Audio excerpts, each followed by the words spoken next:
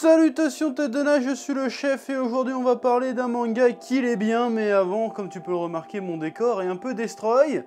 Je suis en train de faire les travaux et de déménager. Alors du coup, voilà, c'est certainement l'une des dernières vidéos dans ce décor. Tu t'en fous de ma vie, mais je t'explique quand même, c'est important. Hein, voilà. Et aujourd'hui nous allons parler de Chainsaw Man tome 5. Et oui, si tu te souviens, j'avais parlé du premier tome il y a quelques mois de ça. Et donc on a décidé avec Kazé de refaire une petite vidéo pour t'en parler à nouveau, te faire découvrir ce manga génial, et puis parler un peu de l'évolution de l'histoire, des personnages, tout ça, parce qu'il y a des trucs vraiment intéressants là-dedans. Donc c'est parti mon kiki, mais avant, qu'est-ce que c'est, de quoi ça parle? Comme d'habitude. Oui, Chainsaw Man est un manga écrit et dessiné par Tatsuki Fujimoto, prépublié dans le Weekly Shonen Jump au Japon depuis décembre 2018. Le premier tome est disponible en France aux éditions Kazé. Et depuis octobre, Kazé propose un pack avec les 2 premiers tomes contenant en bonus de nombreuses illustrations inédites en couleur méga stylées. Pour rembourser ses dettes, Denji, jeune homme dans la dèche la plus totale, est exploité en tant que Devil Hunter avec son chien démon tronçonneuse, Pochita. Mais suite à une cruelle trahison, ils voient enfin une possibilité de se tirer des bas-fonds où il croupit. Devenu surpuissant avec sa fusion avec Pochita, Denji est recruté par une organisation et part à la chasse aux démons. D'ailleurs, je t'invite aussi à aller voir la première vidéo que j'ai faite sur le sujet pour voir mes premières impressions vis-à-vis de cette série de Tatsuki Fujimoto, qui est aussi l'auteur du manga, futur manga culte, qui n'est pas encore entré à la postérité, mais je pense que dans le temps, on se souviendra de ce manga. Je parle de Fire Punch, qui est un manga aussi exceptionnel. D'ailleurs, j'avais fait un menu manga dessus, si tu veux le découvrir. Je t'invite à cliquer dans les fiches ou dans la description, ou qu'importe, ou tu le tapes sur Google. Tu le tapes à un moment donné, il faut que tu bosses un petit peu aussi.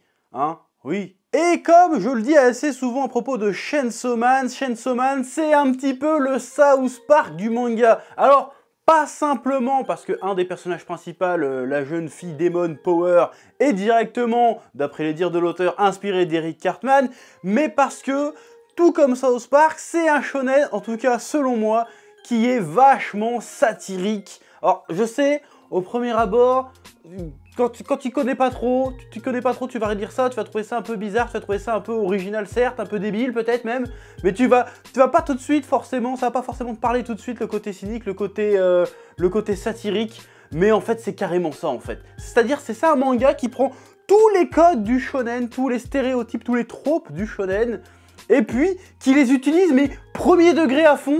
Sauf que c'est trop réaliste en fait.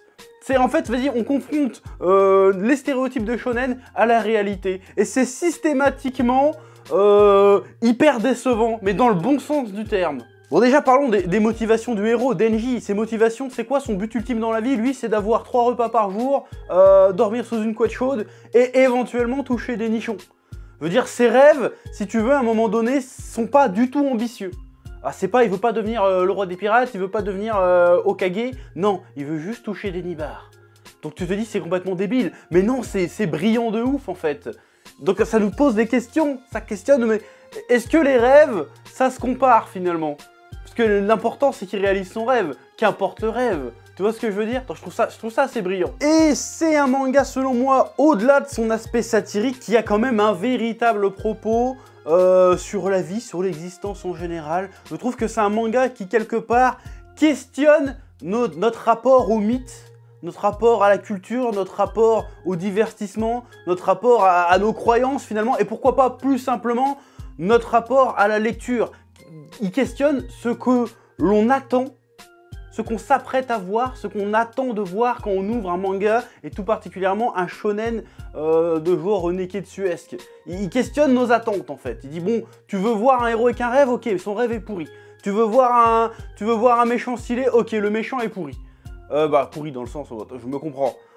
Tu veux voir des personnages motivés avec un bon fond, eh ben non, tous les personnages sont blasés de la life, sont feignants, sont médisants, c'est tous plus ou moins des trous de balles. Et pourtant tu les suis, ils sont attachants, c'est ça qui est incroyable en fait. Donc j'aime beaucoup cette idée-là, de questionner notre rapport au réel et à la fiction en général. Thème très abordé, très présent aussi dans le manga Fire Punch, mais Fire Punch ça questionnait plus le côté... ça questionnait le côté pop culture, mais ça le mettait en rapport avec les croyances religieuses.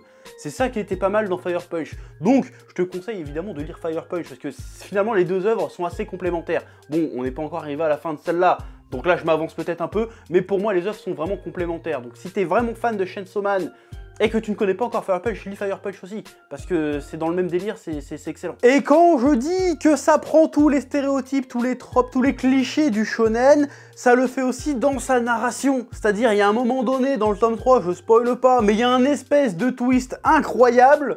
Le level de couilles pour faire ce genre de twist, aussi brutal, aussi abrupt, aussi sorti de nulle part, après avoir fait un build-up pareil, c'est level Shingeki no Kyojin. Je vais te dire, je suis même pas sûr que dans Shingeki no Kyojin, il aurait eu les couilles de faire un truc pareil. Donc voilà, rien que pour ça, il faut que tu lises Chainsaw Man rien que pour le tome 3. À partir du tome 3, si tu lis le tome 3 et que t'es pas convaincu que c'est du génie, j'ai envie de te dire, on peut rien faire pour toi, à un moment donné. Par exemple, dans le tome 4 et 5, je vais pas spoiler, mais on utilise un autre trope ancestral, un nouveau cliché stéréotype ancestral du shonen, c'est l'introduction d'un sensei excentrique, si tu veux. Sauf que là, le sensei, bon, il est excentrique, mais on a un sensei qui est très premier degré. Tu vois, par exemple, Jiraiya, bon, ok, tu vois, il est jovial, il picole un peu, il aime mater les gonzesses. Mais tu sais qu'au fond de lui, c'est quand même un sensei droit, noble, sage. Et ben là, non. On a vraiment un sensei juste excentrique. Il a pas envie d'être là, le gars. Le gars n'a pas envie d'être là, le gars est blasé. Ça le fait chier, en fait. C'est ça qui est génial. C'est ça qui est génial, c'est premier degré de ouf. Imagine, en fait, ton sensei, c'est vraiment un branleur, en fait. Bon, il est balèze et tout ce que tu veux, mais c'est vraiment un branleur de A à Z. Il est pas là en mode, je suis super motivé, en fait, je vais vous... Non. J'en ai rien à foutre d'être là, j'en ai rien à foutre que vous réussissez, je fais juste mon taf parce que bon, faut payer les factures, et puis de toute façon, je suis alcoolique, alors ça va payer mes boissons. Voilà, on est à ce niveau-là de cynisme, si tu veux. C'est génial. Pareil, il y a cette espèce de rivalité, de pseudo-rivalité entre Denji, le héros, et Aki. Aki, c'est un peu le Sasuke, pour citer le cliché, le Sasuke de Chainsaw Man. C'est-à-dire que le gars, il réclame vengeance parce qu'un démon a tué sa famille, si tu veux. Donc c'est peut-être le seul personnage qui a une motivation plutôt classique, mais crédible, voire sérieuse en fait. Lui, il a vraiment une motivation sérieuse. Et c'est ça qui est génial, c'est la dualité entre ses motivations à lui et la réalisation de ses motivations, et qui sont sérieuses, et les motivations du héros Denji, qui sont complètement pétées, mais finalement, il arrive mieux à ses fins que le héros qui est réellement motivé à quelque chose, si tu veux. Qui a des motivations presque nobles. Lui, il lui arrive que de la merde. Il ne gagne rien, il s'enfonce dans un chemin où il ne peut rien gagner, il le sait, c'est complètement absurde, il le sait que c'est absurde, mais il va quand même au bout. C'est absolument génial. Alors que Denji, il a des motivations absurdes, mais comme elles sont beaucoup moins ambitieuses, et que finalement, elles ont pas de sens, mais finalement, elles ont du sens, que lui, ce qu'il veut, c'est juste avoir une bonne vie, et ben finalement, bah lui, il atteint ses objectifs assez facilement sans rien foutre, tandis que l'autre, il galère, et il y arrivera certainement pas, en fait. C'est vraiment ce questionnement à l'absurdité de la vie que je trouve absolument génial, et du coup, à l'absurdité d'essayer de pallier nos peurs, nos craintes dans les mangas. Parce qu'en fait, ça, c'est un manga qui te met directement face au truc. En fait, un jour, tu vas mourir. Ta vie ne sert à rien, et c'est ce que te dit ce manga, en fait. Donc, tu vas lire un manga, super. Tu vas lire Naruto, tu vas lire One Piece, tu vas lire One Punch Man, tu vas rigoler, tu vas rêver, tu vas fantasmer, ça va te motiver à réaliser tes objectifs. Mais en fait, tout ça est vain. Ça ne sert à rien. De toute façon, tu vas mourir. Et c'est ça qu'on te dit dans Chainsaw Man. Et c'est ça qui est absolument génial, parce que ça va l'encontre totale du principe même du shonen neketsuesque. On est en train de te dire, normalement, vas-y, si tu te bats, tu peux réaliser tes rêves, l'important dans la vie, c'est d'avoir des convictions et de les défendre. Et en fait, là, on te dit l'inverse, on te dit, ok, c'est bien, mais on s'en bat les couilles. De toute façon, tu vas mourir.